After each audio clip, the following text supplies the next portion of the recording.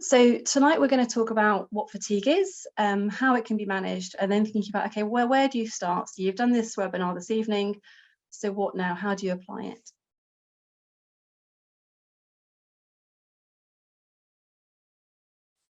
So firstly, I want to just say that fatigue is different to the everyday tiredness that people might experience in life. So tiredness is very common. People have a long day at work, people are ill and they feel kind of sleepy and tired.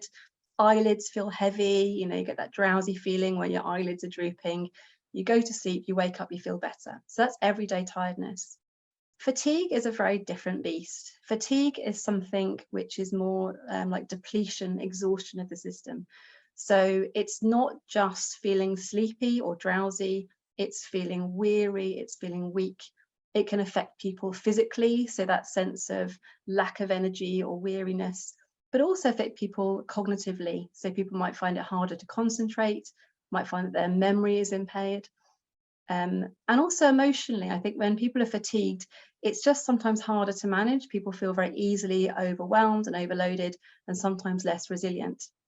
So I've put some descriptors of fatigue here. Some of them might feel, you might recognize some of them, that kind of feeling empty, no fuel in the tank. Sometimes people have said it's when they're trying to go about their daily activities with fatigue, it feels like they're walking through tar or mud. Everything can just feel that little bit harder. And because of that, it can have a real impact on the activities of daily life. So getting yourself washed and dressed or working, engaging in your hobbies, socially interacting, it can affect people's mood and it can affect people's confidence. So it's something that can have a really significant impact on people's lives. And it's a very real symptom, but certainly a manageable symptom. So I've had lots of patients say to me in the past when they're fatigued, oh, I feel like I'm just being lazy. I can't get things done. I feel like I'm lazy, or I'm really worried that my family are going to think I'm being lazy. And that's certainly not the case. Fatigue is a very real symptom and very common symptom across a number of health conditions. There are lots of things that might contribute to fatigue.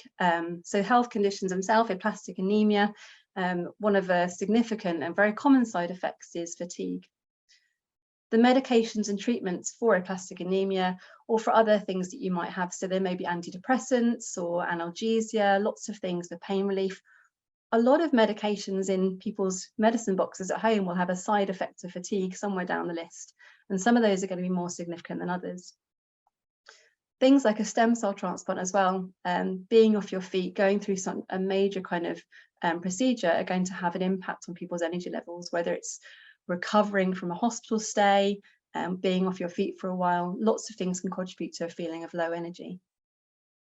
If you have other symptoms such as pain, nausea, lots of other things going on in your life, you may have other things alongside the aplastic anemia. They can also be quite draining for the body, particularly pain. So I do recommend that if you are in pain for any reason, getting on top of that can sometimes actually help with your energy levels as well. And not to underestimate the impact of emotional state and stress and anxiety. And we're going to address that a little bit more today in our session, but that certainly is quite depleting in terms of energy levels. And then finally, thinking about, there is no blame in fatigue. It's a real symptom that has all of these causes. But sometimes when people are fatigued, it can lead to those maybe slightly unhealthy lifestyle choices. We feel too tired to cook a healthy meal, so we go for the less healthy choices. We're worried about overdoing it, so we might avoid activity. And sometimes they can not cause fatigue, but perhaps exacerbate it. So we'll talk a little bit about addressing those things as well.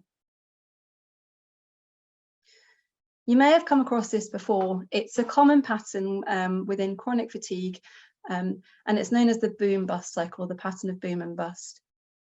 And what can happen is when someone is fatigued, it's quite variable. It can go up and down. So on a good day, someone might think, do you know what? I'm going to try and just get everything done that I've been wanting to do, but not able to do because I'm fatigued. So there's a tendency to sometimes push a little bit harder and then hit that level where they've run out of energy. And one thing about fatigue, again, that's different from tiredness is it's not immediately relieved by rest. It's not like you can just sit down and feel okay and get on. Sometimes you just hit that wall and you go into a bit of a period of recovery. And that might be minutes if you're lucky, but it's often hours and sometimes days to kind of get your energy levels back up. And because you've been off your feet, because you've been feeling unwell with fatigue, when the next day you have a good day, you may be tempted to go, well, I better get on with those things again that I wanted to do. And so go all out and hit that wall again. And so this kind of roller coaster of energy use, of pushing a little bit too hard, kind of having to recover, pushing hard again and recovering, is quite hard on the body. The body's struggling to know, how much energy should I be using, constantly being pushed into this depletion and recovery. And what can happen over time is it becomes a bit of a detrimental pattern. It's a really common pattern. So again, there's no blame here. If you can recognize that you're doing this pattern, it would almost be strange if you weren't. This is a really common thing to happen.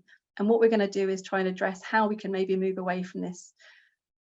But what can happen over time is if you stay in this pattern, people tend to have less energy over time. Their body just goes, oh, hang on a minute, I can't keep being pushed, and then spend more time in recovery. So we want to go from this roller coaster to slightly more, gentle rolling hills, a little bit more consistency in the energy use.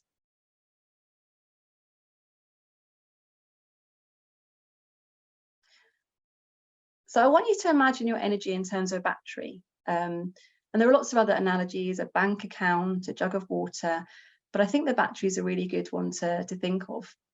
So if you think some activities are going to use energy from your battery, they're going to drain the battery, and others will recharge it. So we kind of think of activities having an energy cost. And to avoid that boom and bust, it's about keeping a little bit of energy in reserve at all times. So keeping a little bit in your battery rather than depleting it altogether and then being stuck with nothing to go on with. So you might want to consider, okay, well, which activities that you do drain your battery the most? Do you find that some things leave you feeling really exhausted, other things not so much? And which activities do you feel actually make you feel a bit better, like may recharge you? Maybe speaking to a close friend or going for a walk in nature. Is there anything that actually gives you that little bit of energy back? And then consider, okay, well, if your energy is more limited, what would you like to use your battery for? How would you like to spend that energy? So really considering it a little bit more than you may normally do. And how can you make sure that battery lasts over the day, over the week? You get that consistency, you can keep going. And that comes down to something we call energy conservation, which is the deliberate planned management of an individual's personal energy resources to prevent depletion. And that really means just thinking about your energy use a little bit more, trying not to get to that point of depletion. It's finding that balance between the activities which are going to deplete you and boost you, so getting a balance of activities rather than constantly pushing through. And however fatigued you are, really making the most of the energy that you do have and acknowledging what you're able to do. So the principles of energy conservation all helpfully begin with a P to make them easy to remember. We'll go through them with a little bit more detail. So they're concepts which will be familiar to you. Prioritizing and planning, it's not kind of alien concepts, but we're thinking about it in the context of managing your energy, which is something that we don't always shine a light on. We just do what we do. We don't always consider what we're doing and how we're doing it. But in terms of prioritizing, it's thinking, well, okay, what do you value? What's really important to you? If your energy is limited, how do you want to spend it? And there are lots of things that you may have to do, but it's also quite nice to think about, well, what do you want to do? Could they maybe move up the priority list? Because maybe they might improve quality of life despite the fatigue, or they might even feel like they're giving you a boost. And in terms of planning, fatigue can be quite variable. You may have noticed there's times of the day which are better, or times of the day or days of the week to avoid, depending on what your routine and schedule is. So really thinking, looking at the week ahead, spacing activities out, thinking, well, maybe I won't go shopping on the same day that I've got an appointment. Maybe I'll try and put them on different days. And you may be doing a lot of this already quite naturally, but it's just kind of thinking about it and thinking, well, am I doing that? Could I do that? The next one is pacing. Pacing, often people feel that they're just being told to slow down or not do as much, and that's certainly not the case. We want you to do as much as you want to do, and just thinking, okay, well, if there's a particular task that makes you feel tired, is there any way of breaking that task down into smaller chunks and having regular rest breaks in between? So changing the pace of it by maybe breaking it down and planning in those regular rest breaks rather than trying to get through a task and then crash at the end. It may be that you need to slow down. It may be there's an activity that's really energy consuming, it may be slowing down is helpful, but often just breaking things down and planning in that regular rest break throughout the day can be helpful. Positioning relates to adapting your activities. So are there things at home that you use commonly that you can put within easier reach to avoid that unnecessary exertion of constantly reaching up to high cupboards or having to get things from low down or bending and twisting? Are you thinking about how you can make everything you do a little bit more energy efficient and a bit easier on yourself? And also your own positioning. So sitting down to do tasks uses less energy than standing.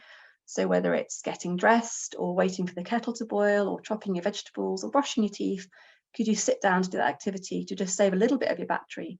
And it might seem a bit silly thinking, well, is sitting down to brush my teeth really going to reduce my fatigue? But again, if you go back to the battery analogy, everything you can do to conserve that battery through the day just makes it last a bit longer to do the things that you want to do.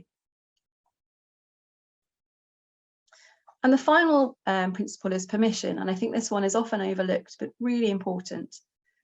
As I said, we often have ways of doing things. We have really established habits in life, habits of a lifetime. We have our roles that we have to do. We have our routines. We don't always think about them. And when you're trying to manage things in a different way, a symptom like fatigue, and making these small tweaks and changes to what you do, it can sometimes feel challenging to make those changes to your habits and roles and routines. So it's really giving yourself permission to potentially make those changes, do things in a slightly different way to see if it helps. Fatigue can also feel like a big barrier, as I say, to the things you want to do in life. And we can sometimes feel like I can't do anything because I feel so exhausted. And I'd ask you to maybe flip that over and go, well, actually, can you recognize what you are achieving? You may be feeling really tired tonight, but you come along to this webinar or you're watching this webinar online. So recognize what you are achieving, what you are able to do can be really helpful as well. It's also permission to delegate. Quite often we're very independent, want to do things for ourselves, but it's okay to delegate if you're feeling tired. There are other ways you can contribute to things, and it's all right to ask for help. Sometimes just accepting help when it's offered is a good thing as well. And knowing that it's okay to say no to things that might impact your energy use. So if you're feeling quite fatigued and someone invites you to a social gathering and you think, well, I really want to go, but I know that's going to push me over, it's okay to have that conversation. It's okay to say, well, actually, maybe I can't do that, but maybe we could meet another time, or maybe, yes, I'll come, but I have to limit how long I stay for. But it's okay to put yourself first and be assertive in what you need. So those are the principles, and we're just going to go through a tool that I really commonly use with patients of how to apply that. And this is an activity diary. The first part of using the diary is creating a list. We've talked a little bit about the energy cost of activities, and this is just exploring a little bit more for yourselves. So I'd encourage you to make a list like this of your high energy activities, those things that you do in a day and feel really quite depleted afterwards. And then your low energy activities are things that you might do in a day, but they feel a bit more manageable. They're using some energy, but it's okay. And then if there is anything that you do that feels restorative, keeping that a list as well. And that's usually the shortest list for people, especially with fatigue. Our hobbies drop off the kind of what we do because they're the first things to go. And sometimes we're just getting through the day and we're just doing those have to do's, and any nice things that might restore us aren't done. So if you do have anything, add it on. And if not, we're going to go through some ideas of what could be on there as well. Here are some examples, but they really are just examples because your list would be completely personal to you. But it shows that, again, we're not just talking about physical activities in our energy use. We're talking about cognitive activities. We're talking about emotional activities, so stress or having to concentrate while driving. Those things might be high energy activities. Something like watching television might be a low energy activity. You might kind of flump on the sofa, put the TV on. It feels actually quite relaxing. You're using a bit of energy, but it's okay. But on some days, actually, there might be something quite stressful on TV, on the news, or you might be feeling a bit upset yourself. And so watching TV suddenly becomes a high energy activity. So I'd encourage you to make a list, but know that it's dynamic, know that that can change. And really the process of doing this is just getting you to start thinking about, actually, yeah, what am I doing? And what is that costing me in terms of my battery and my energy? Just being a little bit more conscientious about it. Once you've written your list, you can use a diary. This is a really simple diary, hours of the day, days of the week, a bit of a space for notes if you've got appointments or things that might really have an impact on your energy that week. And then using color coding. So if you've got color for pens or anything at home, you can choose your own colors. We've got red for high energy, yellow for low energy, green for rest, and then we've added in sleep here as well, because it's quite important to keep an eye on your sleep, and we will talk about sleep as well today. And you might fill it in and might get a pattern that looks like this. You might not. This is purely an example, but what we commonly see when people start filling in these diaries are quite large chunks of red all in one go, where people are just kind of cracking on with their day, pushing through their fatigue a little bit.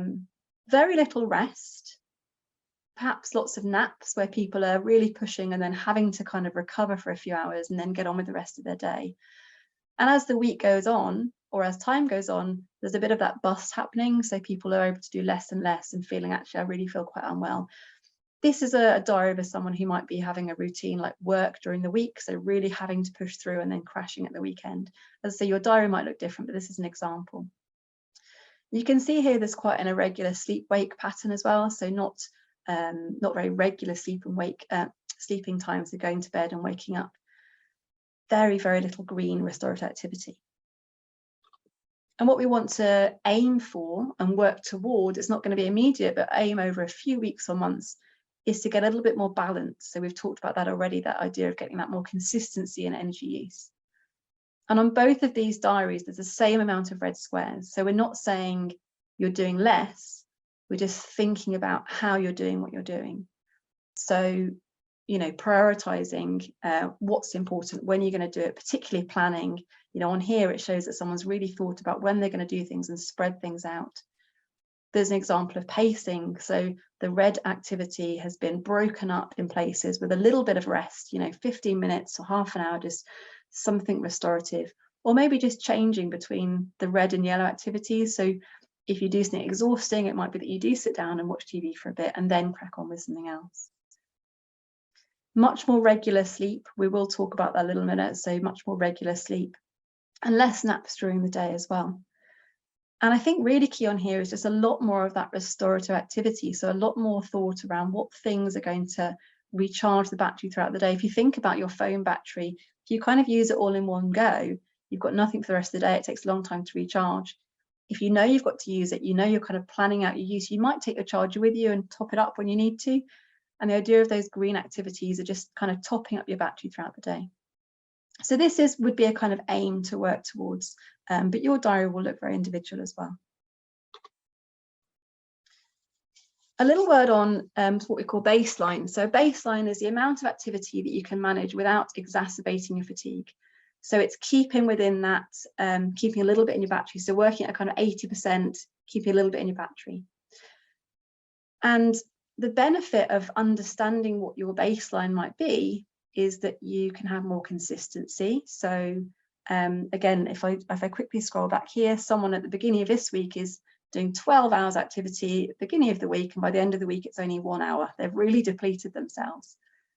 On this diary, they're using 7 hours every single day. They've worked out what feels comfortable to them and what they can stick within, and then being consistent with that every day. It reduces that booming and busting because you know you're not going to overdo it. You know when to stop, and you can therefore plan a little bit more because you can say to people, well, actually, that's not going to work that day because I've already got these other things on, but I can do that the following day. You can say yes to things because you know when you're going to have energy. With fatigue, if you're in the boom and bust, you don't quite know when that bust day is going to be. You might make a plan to see someone and feel too exhausted to get out of bed that day. So actually trying to work within a manageable baseline can give you that consistency, can enable you to actually do more. Baselines can change over time. So it might be that you fill in the diary, you work out what feels comfortable, and it might feel quite limited to start with, but actually getting your body used to working at a certain level and having some consistency means your body can recover it. It can start to get used to that, and it can start to build up its energy reserve over time. So rather than the boom bust pattern having a detrimental going downhill, we often find that people having a more consistent energy use tend to feel they've got more energy and spend less time in recovery. We can talk about baselines if anyone's got any questions about that at the end, but I'm keen to cover some more things this evening. I did mention we talk about kind of mental fatigue and the cognitive impact. So not only the impact of stress and anxiety on fatigue levels, but also how fatigue can make people feel quite stressed and anxious. So there's a little bit of a vicious cycle going on sometimes. And stress is a really normal part of life. It's not something, unfortunately, that we can avoid. And we have a really built-in kind of natural response to that called the fight, flight, or freeze mechanism, also known as the parasympathetic nervous system. And that's where our body senses a danger or threat. We have this evolutionary response where adrenaline and cortisol floods our body. Our large muscle groups begin to tense, ready to fight or run away. Our heart rate increases, our respiratory rate increases. We don't have as much access to our rational thought. We're kind of ready to go. And all of that, you can think about the body, how draining that is for the body to be constantly, triggering that response. If it was an occasional thing, fine. But I think in modern life, we're stressed quite a lot. That response is triggered in lots of different ways, whether it's through a loud noise we might hear outside, watching the news, worrying about work or family, or all these things might be triggering that stress response on some level quite a lot. And that can be really draining for the system and really contribute to our energy, like lack of energy and fatigue. So I think it's key to learn strategies to control the symptom of that response, to notice it, to manage it, to maybe think about managing any underlying anxiety or stress. And that can have a really positive impact on fatigue. Equally, again, if you are, in the cycle where the fatigue has made you feel anxious and stressed because you're not doing as much, working on the stress levels will have a positive impact. So how can you do that? I've talked about the fact that when people are fatigued, they can feel quite easily overwhelmed and overloaded. I know that when my fatigue is really exacerbated, I really can only manage one thing at a time. Someone talking to me, I can't handle any other distractions. It's really common to just feel like I just can't do this. I feel very overwhelmed. But I'd say to people, if you feel comfortable, talk to the people around you, because like we said at the very beginning, fatigue is different from tiredness. And when people don't understand or have experienced fatigue before, they can liken it to tiredness. So they might not understand why you're having such a response where you feel so mentally exhausted and overwhelmed, because that's not quite the same as when you're just a bit tired. So talk to people about the fact that this is really common with fatigue. It's really helpful to maybe, have a little bit of a break from things, or put something down until you feel a bit better and come back to it. Try and reduce any of those distractions if possible. If you are feeling that it's affecting your concentration or has affected your memory in some way, having those kind of cognitive brain fog elements of fatigue, then using compensatory strategies to avoid any more worry around that. So writing lists, using diaries, calendars, using notepads or whiteboards at home so you don't forget things, especially when you're going to a hospital appointment or something important. You might want to make notes or take a notepad with you, just so you know that, if you are feeling a bit tired and overwhelmed, you can recall things in the moment. And there is some evidence to suggest that art and craft activities can restore some energy and help reduce that mental fatigue.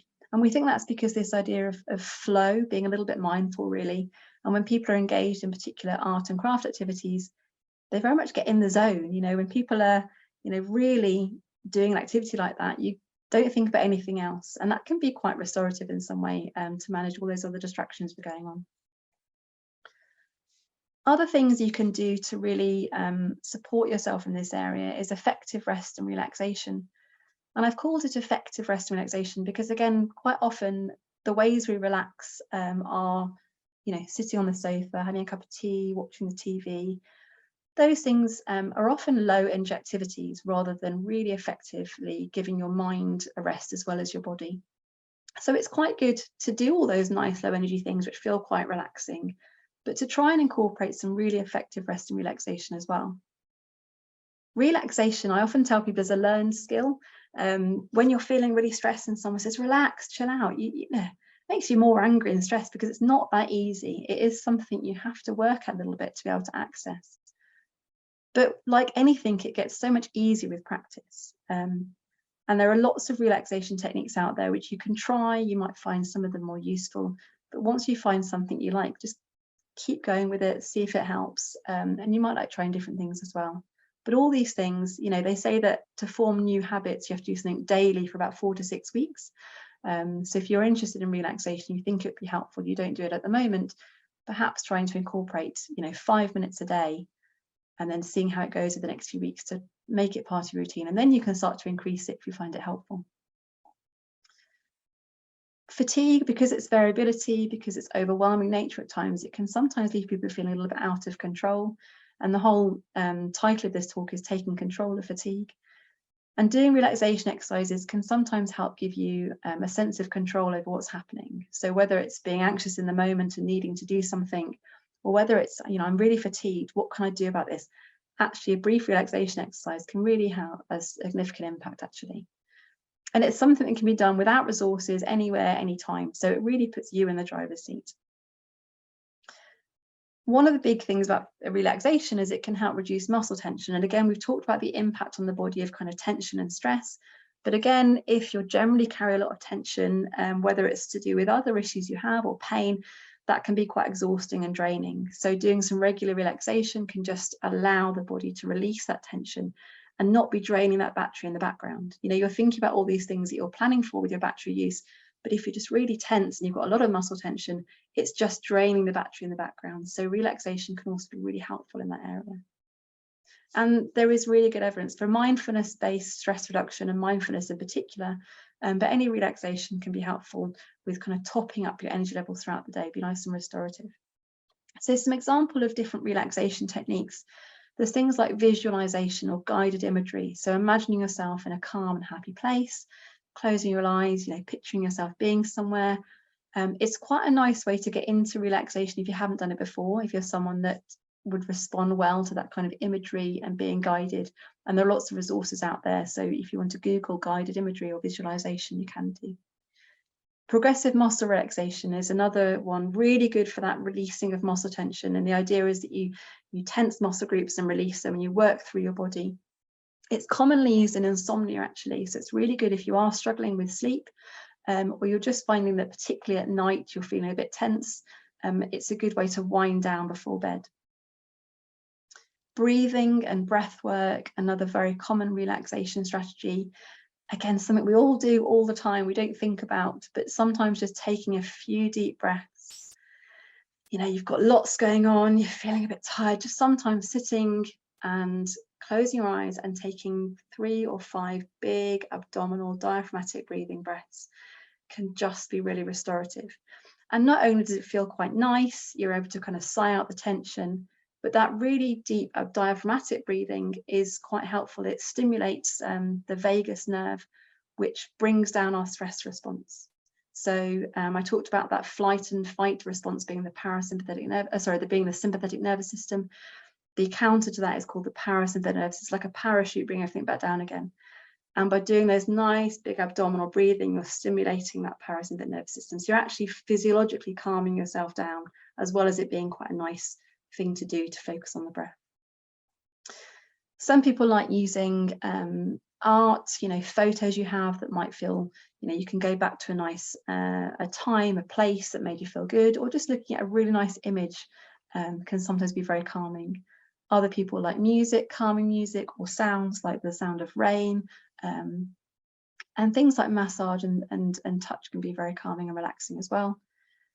We've talked a little bit about mindfulness. It's not necessarily a relaxation technique, but I've added it here because it's the concept of focusing awareness on the present moment. Quite often, if we're worrying about the past or the future, we're really caught up in things. And sometimes just stopping and going, well, actually, right this second, I don't have anything to worry about. I'm just sitting. I can hear the birds. I can see the wind blowing the trees. I can smell my cup of coffee. I can feel how warm it is. Sometimes just focusing on the present moment just gives you that 2-minute break from everything else that's going on. And that can be enough, evidence shows, to just give yourself that little bit of restorative time throughout the day. So if you haven't practiced mindfulness before, again, it's something you can get into, and there's lots of resources out there. There are, as I say, you can search online for things. There are some things on NHS websites, lots of things on YouTube. There are some apps available if you use apps on your computer or your phone. Headspace and Calm are some of the most common ones. So moving on to nutrition, and I'm not a nutritionist. I'm not going to tell you what you should be eating or what supplements you should be taking for fatigue. There's not really a huge amount of evidence for managing fatigue and supplements anyway. But it's really about ensuring you've got enough fuel for your body. So we wouldn't think about doing a 200-mile trip in our car with only a quarter tank of petrol. But quite often we don't necessarily have enough during the day, or we leave long periods and then wonder why we're feeling so tired. So ensuring you've got that regular kind of nutritional intake through the day, and fluid in particular, we often feel tired when we're dehydrated before we feel thirsty.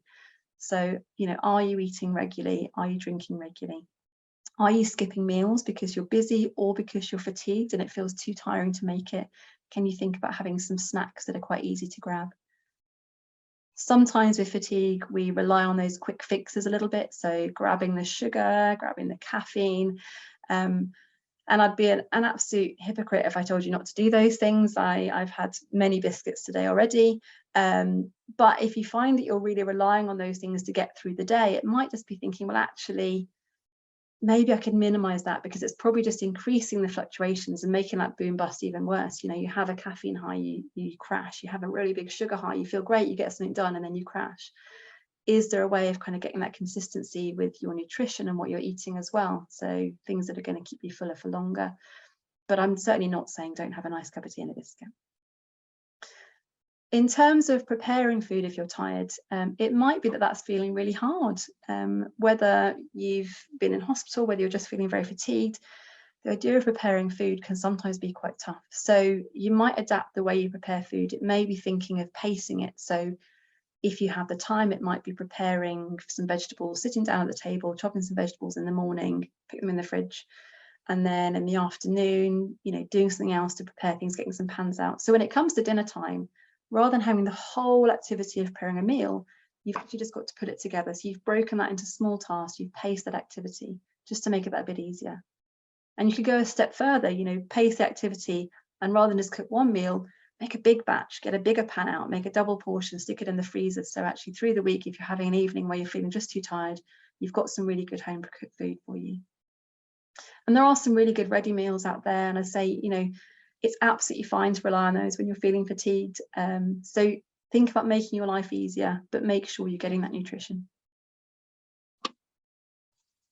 A word on sleep. We all know that when we've had a bad night's sleep, we feel more tired, but with fatigue, sleep disturbance can be quite common as well.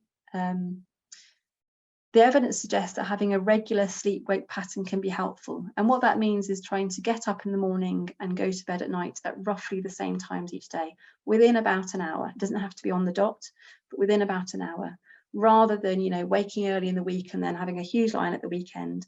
That's nice as a treat. I'm absolutely saying if you're on holiday or whatever, have a nice weekend, then do.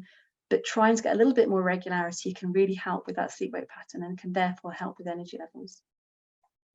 Equally, napping in the day. So again, if you've had a very bad night, if you've been unwell for any reason, you need to catch up on sleep, then absolutely nap in the day to catch up. If you're sleeping regularly in the day and your patterns become a bit disturbed, it might not be as helpful. So I'd suggest maybe setting an alarm and trying to reduce the naps if you can, because even if you find that you're napping in the day and still sleeping at night, it's likely that that daytime nap is going to affect the quality of your sleep at night. So the amount of deep sleep and REM sleep that you're getting. So trying to avoid it if you can, or at least minimize it. Other things around sleep is having a really good wind down period. So particularly blue light from screens such as your computer screen, your TV, your phone, all those things emit a blue light. That stimulates us to think it's daytime and suppresses the sleep hormone melatonin, which is what we need to fall asleep and to stay asleep. Our body needs to produce that hormone and to feel sleepy and to stay asleep at night. And if we're suppressing that by looking at screens a lot before we go to bed, it can be a bit harder. So it may be that if you're really struggling with sleep at night, I'd definitely say an hour before bed, try and avoid all screens. Even if you're not struggling, perhaps take that hour before bed to do some gentle relaxation, some, have a bath, or, just sit and do something which is non-screen based. So read, do some puzzles and do some stretches, but something which is a good wind down so you feel nice and sleepy, and that will improve the quality of sleep at night as well. We all know, well, most of us know to avoid caffeine before bed and too much sugar, those things that might stimulate you, but alcohol as well can make people feel sleepy at bedtime. Some people rely on it to get to sleep, But the sugars and alcohol, the way we digest that, can again disrupt the quality of the sleep in the first few hours of night, which are really key actually. So trying to avoid it too much before bedtime. All these are kind of general rules, but obviously there's times when you might be socializing and have a drink. You know, I'm not saying these are absolute musts. It's just a general rule if you're struggling with your sleep.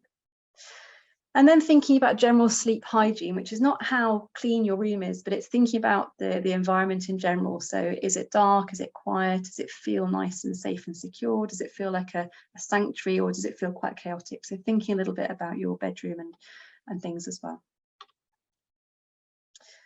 The last kind of major intervention I want to talk about today is exercise and activity. And I have left it till the end because I didn't want to put people off really, because when people are feeling very fatigued, someone coming in saying, right, we're going to talk about exercise and activity, it can feel actually quite scary. And I know that from experience as well. So I've left it to the end, but it is really important. And there is evidence around it for both cancer-related fatigue, for chronic fatigue syndrome, ME, and kind of transferable to fatigue and long-term conditions as well. So the idea of doing graded, so building up gradually, starting small and building up, is graded, and moderate regular exercise.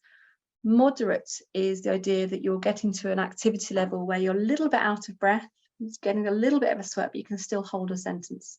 So you're not working at a really high impact where you're completely going for it.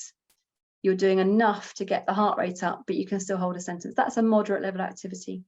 And so there's evidence there that that kind of graded, moderate, regular exercise can improve the symptoms of fatigue. And that particular study was on cancer-related fatigue, but it's known to be widely transferable. And I would say find a level of activity or exercise that's manageable on a daily basis or regular basis for you. So you'll all have different levels that you might be working with. Some of you might be quite active already. Other people, it feels like a world away. But think about something that's going to work for you. And that could be anything from, you know, incorporating a little bit of a dance into doing the hoovering, or going for a regular walk, or going swimming, or whatever would motivate you really. Because there's no point me saying, right, everyone here has to do 10 star jumps a day. That's nothing that you want to do. But if you find something you want to do, it's going to be more motivating. And I would encourage you to start small, make it easy, and then gradually build up over time. And recognize there'll be some times when you have a bit of an exacerbation of fatigue, maybe through illness or something else that's going on. And it's okay to kind of step back and then build up again from that point.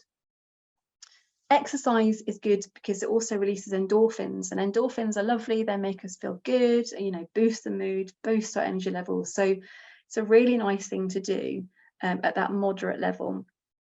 Just a word of warning, if you start to get a real mix of those endorphins, it can sometimes encourage you to keep going, keep going, keep going. And before you know it, you've done the boom and bust.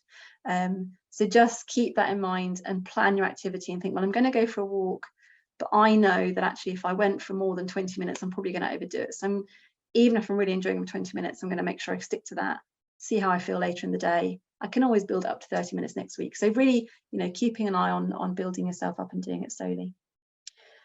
And if that moderate kind of level activity feels a bit challenging, then kind of getting into some gentle exercise, gentle stretching through yoga, tai chi, qigong, things that are going to keep your muscles working nicely, your body keeping nice and toned and strong, but are not too difficult. I know personally that I find the gentle exercise level works really well for me. Moderate, I do quite a lot of walking, but again, I have to know my limits, and I cannot handle a high intensity exercise. And whenever every few years I think I'll just try doing this exercise class, I pay for it. But certainly, you know, you can work yourself up from the gentle to the moderate and try and do them as regularly as you can. You might be thinking, hang on, this is a huge contradiction. You're telling me to exercise and then you're telling me to pace myself and rest. What's going on here? And I think a lot of people do feel confused with this conflicting advice, but actually they very much work hand in hand. So exercise is really keeping your muscles strong, keeping your body working in the most efficient way it can. Because if your muscles are strong, you're making lighter work of tasks. You're not using so much energy every time you go to do something. So you're kind of keeping your battery working really efficiently. And also if you're pacing yourself, if you're managing your energy levels very conscientiously, it's helping make the best use of your battery and your energy. So also helping the body to work very efficiently. So they're really doing the same thing, but from completely different angles. And I think this diagram shows that a bit more clearly. So you're balancing being active activity of any sort, and that could be exercise, it could be doing the housework, with conserving energy, being conscientious about kind of managing your energy levels. And I can say that both are really helpful, but only you will know where that balance feels right. And it's a little bit of trial and error to think, well, how, what balance is going to feel right for me? But thinking of it like a scales and balancing that out can be really helpful, because both things are really helpful. Doing too much and not conserving energy is not going to be helpful. Conserving too much and being very inactive is not very helpful. So they both are important to get that balance. And finally, I just wanted to touch on values and goals. So our values are those things that really help for us to know what's important. There are core principles that guide us, that give us that sense of purpose of who we are. They give us a sense of direction, really. So who we want to be, where we want to be going. Whereas goals that we might set for ourselves are little destinations along the way. So they're things that we can achieve. For example, the example on here is being in nature as a value, something that someone might value, really being in nature. So going to the park, getting out in the garden, they're goals. I might say that, moving south, so heading south is a real, that's where I want to go. That's really important to me. So my first goal is going to be from Cambridge, I'm going to go to London, I might go to France. They're my goals along the way. So really thinking about what those core values are to start with can help you to set those goals in the right direction.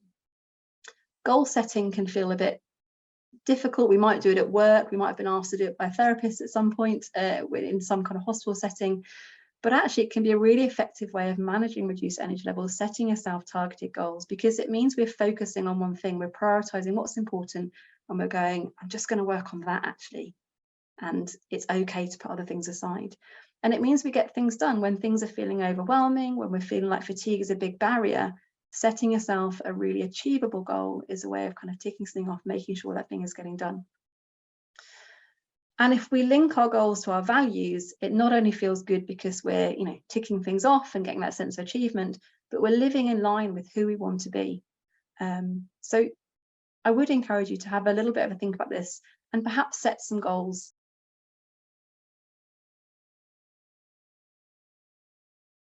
And in fact, that's where we come to. So we've been through this session today on kind of thinking what fatigue is, the underlying causes, what it feels like, how it impacts our life, and then the strategies for managing it. So from energy conservation, relaxation, exercise, nutrition, thinking about your sleep, all those different concepts and using some tools within that.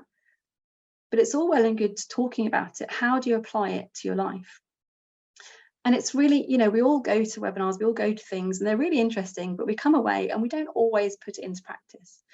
So I really want you to think about, maybe thinking about what you value, and also what you may have found new today, if there was anything new for you, or what you think was most interesting, most helpful.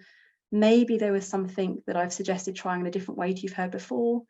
Maybe there's something you think, actually, I've really wanted to give that a go and I just haven't yet. So thinking a little bit about today and what you might want to apply, but linking to your values as well. It might be that your value is, I just really want to look after myself, or I really want to engage socially, or I really want to, do more work, or whatever it is. And trying to set yourself a values-based goal and give yourself about a month to do this, because it's hard to do things too quickly. Ideally incorporating fatigue management. It might be that it's very specific. It might be that my goal is to do some relaxation to support my fatigue, or my goal is to get to create an activity diary and do that.